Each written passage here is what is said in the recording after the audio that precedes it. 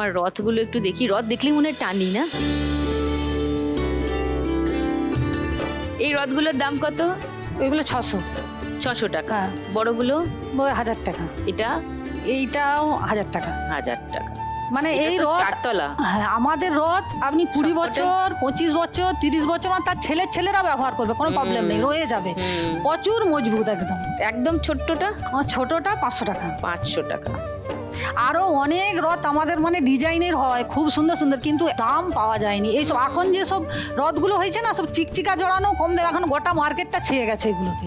আসল এগুলো জিনিসের use and কদর throw রাখেও, হ্যাঁ। ব্যবহার, এইসব জিনিসের দাম কে দিবে? কত টাকার কাঠ কিনতে হয়, এখন আবার ফলের টপগুলো আবার পাওয়া যায়নি। এখন কিন্তু তো কাঠের রথ যে কিনেছে সে জানে যে সে হ্যাঁ, নষ্ট হ্যাঁ। হবে না, এ অনেক 10-12 বছর আরামসে চলে যাবে। আবার কালারটা যদি ফেড হয়ে যায়, এটা জল দিয়ে যদি ধুয়ে ফেলা হয়, ধুয়ে আবার যদি রং করে ফেলা হয়, আবার আবার নতুন fresh কি নতুন হয়ে যাবে, পুরো এইরকমই হয়ে যাবে। ওকে, সো তুমি আজকে 1 লাখ টাকা পেলে ছন্দা কি করবে? আমি 1 লাখ টাকা পেলে আমি রথে একটা কারখানা করার খুব ইচ্ছে। ওকে, তো মোটামুটি ব্যবসাতেই তুমি লাগাবে, হ্যাঁ, এটাই হ্যাঁ, প্ল্যান। Very good. এসো ফার্স্ট রাউন্ডে খেলে। রেডি ছন্দা? মঞ্চে জগন্নাথ দেব চলে এসছেন, জয় জগন্নাথ বলে খেলা শুরু করো। চলো, তোমার 1 মিনিট সময় শুরু ছন্দা এখন। মা ধরতেই হবে। এই 500 টাকা ধরো ধরো, ওপর থেকে পড়ছে, ওপর থেকে ওপর থেকে। 200 গেল।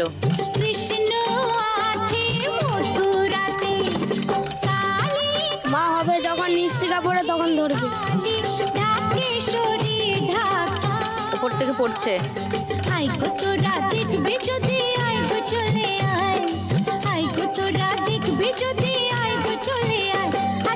করো করো, জলদি করো, হবে। ধরো ধরো, এত টাকা ধরো। যখন উপর থেকে নামবে তখন হাতে করে ধর নিবে। ওপর থেকে পড়ছে পড়ছে, একসঙ্গে ধরো, একসঙ্গে অনেকগুলো ধরো, ধরো একসঙ্গে অনেকগুলো। চলে গেল। 500, 700, 1500, 2000, 10, 20, 30, 2030। এবার শম্পার কাছে আসি।